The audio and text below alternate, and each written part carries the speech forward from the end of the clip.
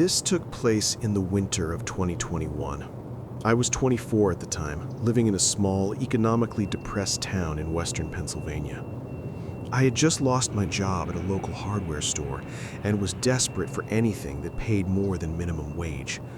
I ended up finding a position as an asset protection inspector for a regional bank that specialized in foreclosed properties. The job was simple on paper, but physically and mentally taxing.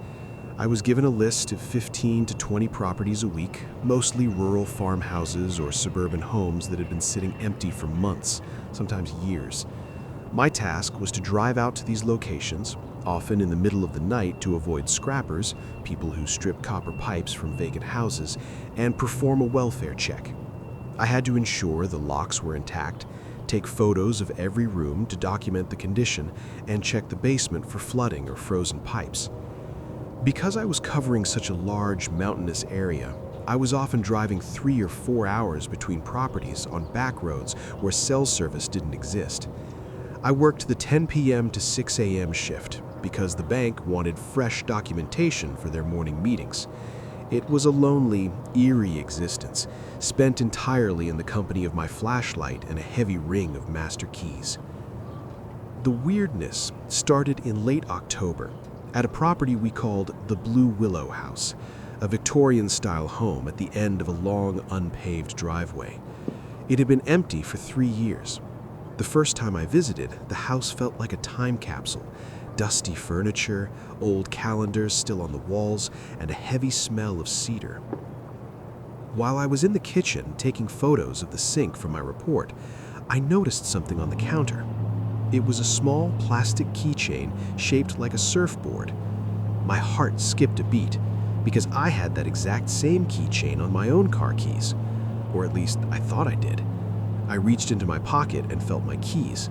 My keychain was gone. I stood there in the freezing kitchen, breath hitching in the air, staring at my own keychain sitting on a counter in a house that had been locked for months. I tried to rationalize it. Maybe it had fallen out of my pocket during a previous visit, but I hadn't been to this house in 3 weeks. I grabbed it, finished my photos as fast as I could, and sprinted back to my truck. A week later, I was sent to a modern ranch-style home nearly 50 miles away from the first house. This one was in a suburban neighborhood, but the streetlights were out, leaving the cul-de-sac in total darkness. I unlocked the front door and stepped into the living room. As I panned my flashlight across the empty room, the beam hit the fireplace mantel. There, sitting perfectly centered, was a framed photo. It wasn't a photo of the previous owners. It was a photo of my dog, a golden retriever named Buster, who had passed away 3 years earlier. It was a specific photo I kept on my nightstand at home. I didn't even finish the inspection. I felt a wave of nausea hit me. I backed out of the house, locked the door with trembling hands, and drove straight home. I checked my nightstand. The photo was still there. Someone hadn't stolen my photo. They had replicated it. They had taken a photo of my photo, printed it, framed it in an identical frame, and placed it in a house they knew I would be visiting. I called my supervisor the next morning. He was a gruff guy named Miller who didn't believe in ghost stories. He told me that I was too skittish for the job, I should quit, but he reminded me that I was on a contract. He suggested that maybe a coworker was playing a prank on me, but I didn't have coworkers. I was the only inspector for that entire county. The final straw came in mid-November. I was assigned a high priority check on a massive, dilapidated farm property known as Blackwood. The bank was worried about squatters because neighbors had reported seeing lights in the upper windows. I arrived at 1 a.m. The wind was howling across the open fields, making the old barn doors creak and slam. I parked my truck at the edge of the property, leaving the engine running just in case I needed to make a quick exit. I entered through the back mudroom. The house was enormous, with a labyrinth of small hallways and service stairs.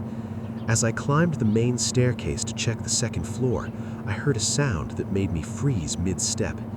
It was a faint, rhythmic clicking. Click, click, whir. It was the sound of a film projector. I followed the sounds to the master bedroom at the end of the hall. The door was slightly ajar and a flickering blue light was spilling out onto the floorboards. I pushed the door open, my flashlight held out like a weapon. The room had been completely staged. It looked exactly like my own bedroom. There was a twin bed with the same blue comforter I had. There was a desk with a laptop that looked exactly like mine. And sitting in a chair in the corner was a mannequin wearing a high visibility vest and a baseball cap, the exact uniform I wore every night. On the far wall, a projector was looping a home movie. It wasn't a movie I recognized. It was a montage of me.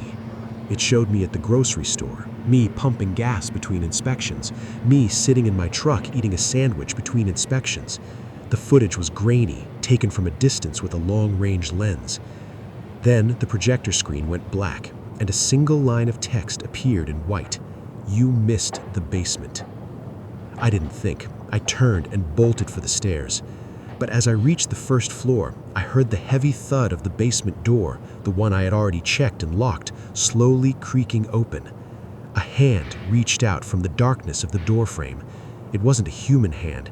It was a mechanical reacher tool, the kind janitors use to pick up trash.